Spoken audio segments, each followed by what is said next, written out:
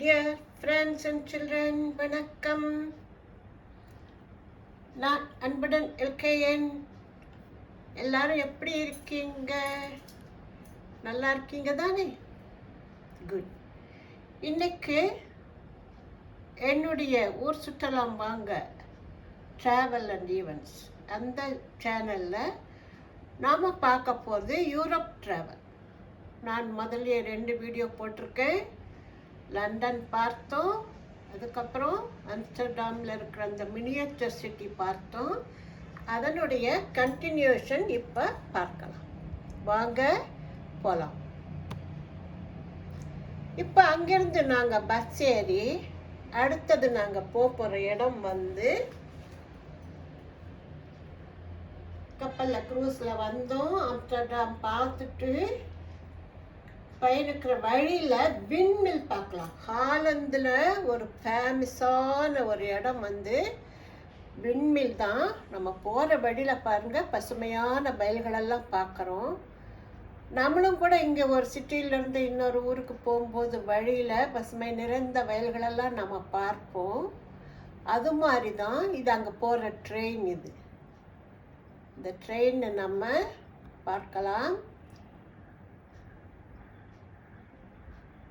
அங்கே போகிற ஒரு ரிவர் இது. அதுக்கப்புறம் நம்ம வந்து ஒரு வுட்டில் பூட் காலணிகள் செய்கிற ஒரு தொழிற்சாலைக்கு போனோம். நம்ம அதோ அங்கே இருக்கிற அந்த ஓனர் வந்து நமக்கு எக்ஸ்பிளைன் பண்ணுறார் எப்படி வுட்டில் தயாரிக்கிறாங்க அப்படின்னு. வுட்டு வந்து சீசன் பண்ணுறாங்க, பண்ணிவிட்டு அதை எப்படி செய்கிறாங்கங்கிறத டெமோ நமக்கு காமிச்சாங்க. இவர் தான் அந்த ஓனர் அங்கே செய்கிறவர். அவர் நமக்கு ஒன்றா காமிச்சிட்டு வராங்க எப்படி அந்த வுட்டில் வந்து இந்த காலணிகளை தயார் பண்ணுறாங்க அப்படிங்கிறத நமக்கு காமிச்சாங்க. பாருங்கள், செய்து வச்சிருக்கிற காலணிகள். அது குளிர் பிரதேசங்கிறதுனால வுட்டில் செஞ்ச ஷூஸ் அவங்களுக்கு தேவைப்படுது. அதனால் அங்கே நிறைய தயாரித்து வச்சுருக்காங்க. நல்லா ஆர்டிஷனாக எல்லாம் கேர்ள்ஸுக்கு, லேடிஸ்க்கு, ஜென்ஸுக்கு எல்லாம் செய்து வச்சுருக்காங்க. நாங்கள் அதை பார்வையிட்டோம். குழந்தைங்களுக்கெல்லாம் நல்ல படம் போட்டு அந்த மாதிரியெல்லாம் செய்தாங்க. எங்கள் கூட வந்த குரூப் இவங்க. நாங்கள் எல்லாருமே அந்த வுட் காலனி செய்கிற அந்த ஃபேக்ட்ரியை பார்த்தோம். இது நான்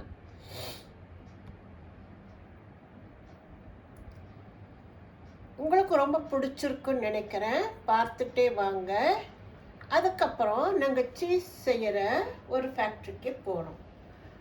அங்கே வந்து சீஸ் எப்படி செய்கிறாங்கன்றதை காட்டினாங்க. அங்கே இருக்கிற கேட்டில் ஃபார்ம், இந்த மாடுகள் வளர்க்கும் இடம் ரொம்பவுமே சுத்தமாக வச்சுருந்தாங்க. நம்ம நாட்டிலையும் அது மாதிரி தான் எல்லாமே இருக்குது. கண்ணுக்குட்டிங்கெல்லாம் படுத்து ஓய்வெடுக்குது. இது நாங்கள் போன பஸ்ஸில் வந்து ஒரு டிரைவர் ப்ளஸ் ஒரு கைடு இருந்தாங்க.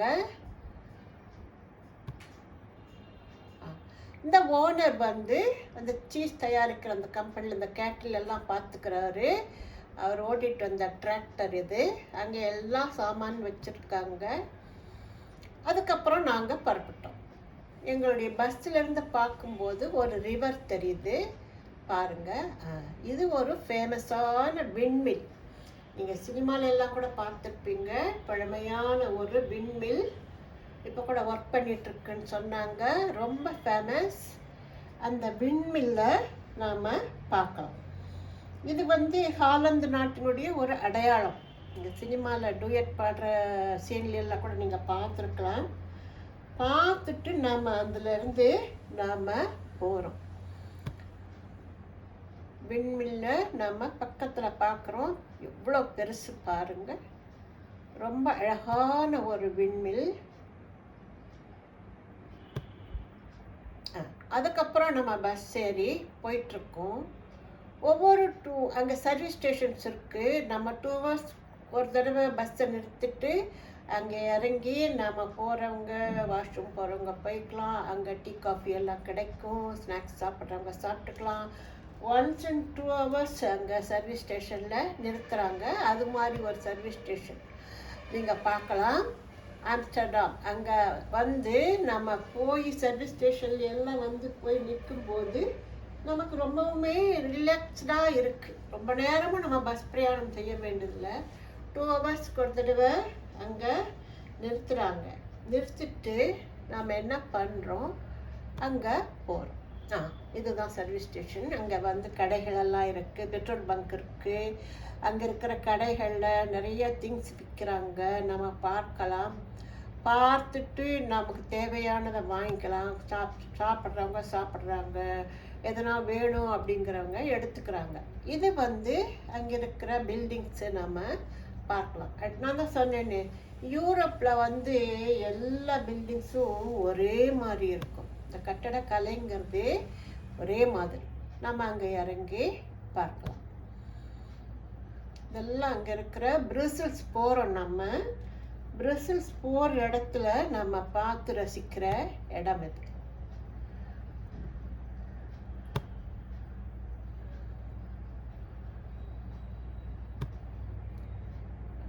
கட்டடங்கள் பாருங்க, கொடியெல்லாம் பறக்குது, பெரிய பெரிய பில்டிங்ஸ்.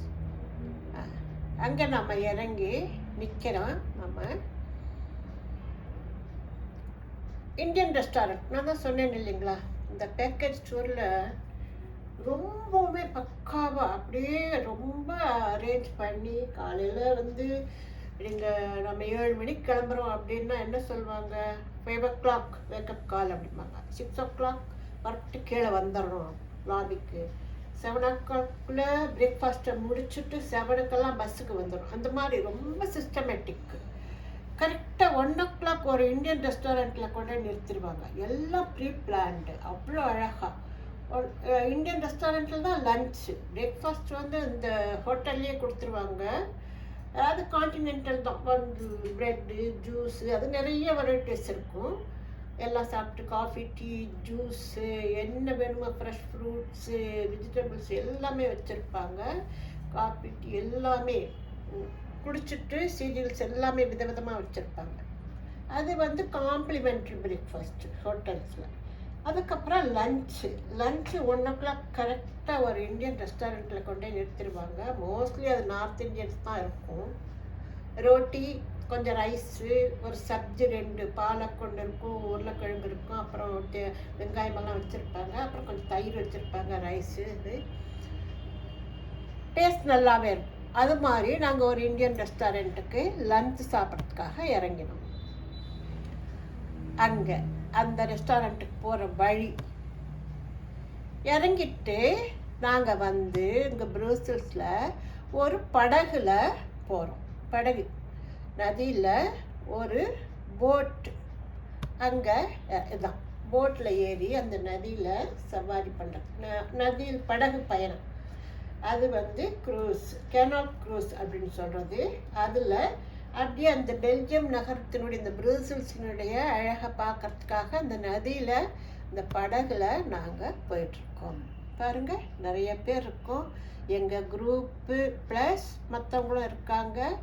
அங்கே வந்த டூரிஸ்ட்டு எல்லாமே இது நாங்கள் அந்த க்ரூஸ்லேருந்து அந்த நதியை பார்த்துட்டு அந்த அழகை பார்த்துட்டு வரோம். நீங்களும் பாருங்கள். அந்த நதியில் வந்த மற்ற போட்ஸு, இந்த நதிக்கரையில் நாங்கள் எங்கேருந்து ஏறுறோம் அப்படிங்கிற இடம். இது ஒரு பெரிய கப்பல் ஒன்று நிற்கிது பாருங்கள், அழகான கப்பல். பார்த்துட்டே வாங்க. அந்த நதிக்கரையில் இருக்கிற பில்டிங்ஸ் பார்த்துட்டே வாங்க. ரொம்ப அழகாக இருந்துச்சு. அது கீழே இறங்கினா ஒரு பெரிய பில்டிங். அதெல்லாம் நாங்கள் நதியில் அந்த போட்டில் இருந்துகிட்டே நாங்கள் ஃபோக்கஸ் பண்ணினதுனால கொஞ்சம் மங்களாக தெரியுது. நீங்கள் பார்த்துட்டே வாங்க. இதெல்லாம் பெல்ஜியம் நாட்டில் இருக்கிற பிரசல்ஸ் நகரத்தில் இருக்கிற காட்சிகள்.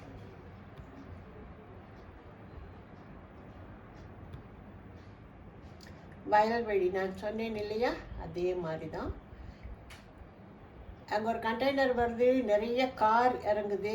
கீழே நம்ம இந்த பக்கம் ரோட்டில் இருக்கோம், இங்கேருந்து போயிட்டே இருக்கோம். இது நாங்கள் இருக்கிற பஸ்ஸு. பஸ்லேருந்து கீழே இறங்குறோம். அங்கே பார்க்கும்போது அங்கே பிரம்மாண்டமான ஒரு ஸ்டேடியம் தெரியுது. இந்த ஸ்டேடியம் வந்து ஸ்போர்ட்ஸ் எல்லாம் நடக்கும் அப்படின்னு சொன்னாங்க. நாங்கள் பஸ்ஸில் போகும்போதே தான் பார்த்தோம். ஸ்டேடியத்துக்குள்ளே எல்லாம் இறங்கி போகிறதுக்கு பர்மிஷன் இல்லை பார்க்குறதுக்கு. ரெண்டாவது அந்த எங்களுக்கு கொடுத்த அந்த இதுலேயும் இல்லை. அது ஒரு கட்டடக்கலையினுடைய ஒரு அழகு. இது இந்த ரோடு, மெயின் ரோடு பார்த்துட்டே வாங்க. பெல்ஜியம் நாட்டில் இந்த ப்ரூசல்ஸ் நகரத்தில் வர கட்டிடங்கள் எல்லாம் பார்த்துட்டே வாங்க. இது ஒரு சர்ச்.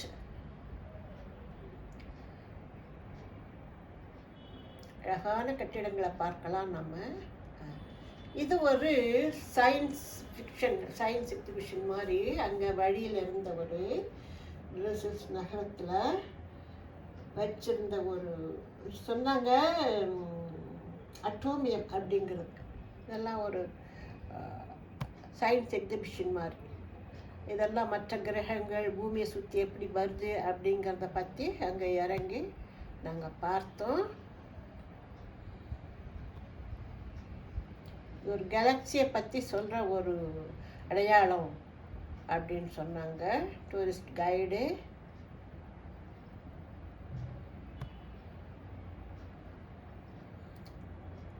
ரொம்ப நல்லா இருந்துச்சு. சின்ன குழந்தைங்கள்லாம் பார்க்குறதுக்கு ரொம்ப இஷ்டப்படுவாங்க. நாங்கள் அங்கே இறங்கி நடந்து வந்துட்ருக்கோம். மழை பெஞ்சதுனால நாங்கள் அங்கே இறங்கி பார்த்துட்டு வரும்போது தலைக்கு முக்காடு போட்டுட்டு வர வேண்டியதாக போச்சு. கேலரிஸ் ராயல்ஸ் சைட் ஹப்பர்ட் அப்படின்னு போட்டிருக்கு. அந்த கேலரி வந்து அது ஒரு மியூசியம். அதுக்குள்ளே கூட நாங்கள் போய் பார்த்தோம். இது அந்த மியூசியத்துக்கு வெளியில் நிறைய டூரிஸ்ட்டுங்க வந்தாங்க. நாங்களும் பார்த்துட்டு வந்தோம். நான் சொல்லியிருக்கேன், யூரோப்பில் வந்து எல்லா பில்டிங்ஸும் கிட்டத்தட்ட ஒரே மாதிரி இருக்கும் எல்லா கண்ட்ரீஸ்லேயும். நிறைய பேர் வந்தாங்க. பாருங்கள் எவ்வளோ பெரிய பில்டிங் எப்படி இருக்குன்னுட்டும் பார்த்துட்டு வாங்க. மழை வந்துட்டுருக்கு. இது வந்து இந்த நாட்டி பாய் அப்படின்னு சொல்லுவாங்க இல்லையா, அந்த சிற்பம். நீங்கள் நிறைய இதில் பார்த்துருப்பீங்க. நம்ம வந்து இந்த மீன் தொட்டிக்குள்ளே கூட வைப்பாங்க. அதை பார்க்கறதுக்கு அவ்வளோ கூட்டம். அங்கே இறங்கி ரொம்ப தூரம் நடக்க வேண்டி இருந்துச்சு. நாங்கள் நடந்து வந்தோம்.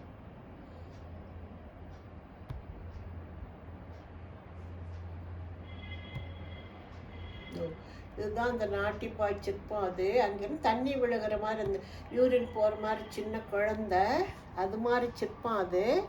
அதை பார்க்கறதுக்கு ரொம்ப தூரம் நடந்து வந்து நாங்கள் பஸ்ஸை விட்டு இறங்கி நடந்து வந்தோம். நிறைய பேர் வந்து தண்ணி வரத்துக்கு ரொம்ப லேட்டாச்சு. அங்கேயே வெயிட் பண்ணோம். ஒரு 2-3 ஹவர்ஸ் நாங்கள் அங்கே வெயிட் பண்ணோம். வெயிட் பண்ணி முதல்ல அது ட்ரெஸ் எல்லாம் போட்டுட்ருக்கு பொம்மை மாதிரி. அதுக்கப்புறம் அதிலேருந்து தண்ணி வர்ற மாதிரி அந்த ஏற்பாடு அதில் அந்த உள்ளேயே இருக்குது. நாட்டி பாய் அங்கே நாங்கள் பஸ்லேருந்து அங்கே இறங்கி வந்தோம். மழை வேறு பெஞ்சிட்டு இருந்தது. இங்கே தான் பஸ் நிறுத்தி இருந்தாங்க. அங்கேருந்து இறங்கி நாங்கள் நடந்து வந்தோம். இதெல்லாம் வந்து ப்ரூசல்ஸில் இருக்கிற இந்த கட்டிடக்கலையினுடைய ஒரு சிற்பங்கள். ரொம்ப அழகாக இருந்துச்சு. நாங்கள் போட் சர்வீஸ் எல்லாம் பார்த்தோம். பார்த்துட்டு வந்துட்டு இருந்தோம். வந்துட்டுருக்கும்போது இதெல்லாம் பார்க்குறதுக்கு ரொம்பவே அழகாக இருந்துச்சு. நீங்களும் பாருங்கள். பார்த்துட்டு நாங்கள் அங்கே இறங்கி நடந்து வந்தது இந்த நாட்டி பாய் அந்த ஸ்டாச்சு பார்க்கறதுக்கு தான். அதை பார்த்துட்டு அதை நாங்கள் இறங்கி வந்துட்டு இருந்தோம். இது ஒரு கேலரி. உள்ளே கூட போய் பார்த்தோம். ஒரு மியூசியம் அது.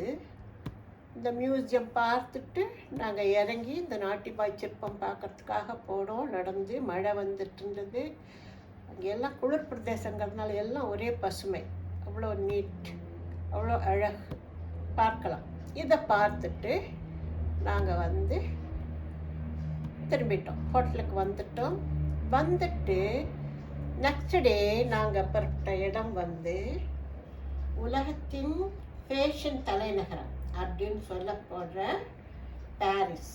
ஃப்ரான்ஸில் பாரிஸ்க்கு கிளம்பினோம். அதை பற்றி நான் உங்களுக்கு அடுத்த வீடியோவில் போடுறேன். இது நாங்கள் தங்கியிருந்த ஹோட்டல்.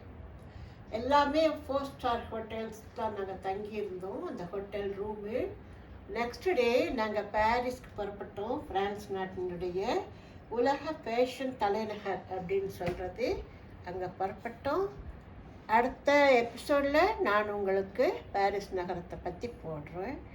Until that, bye.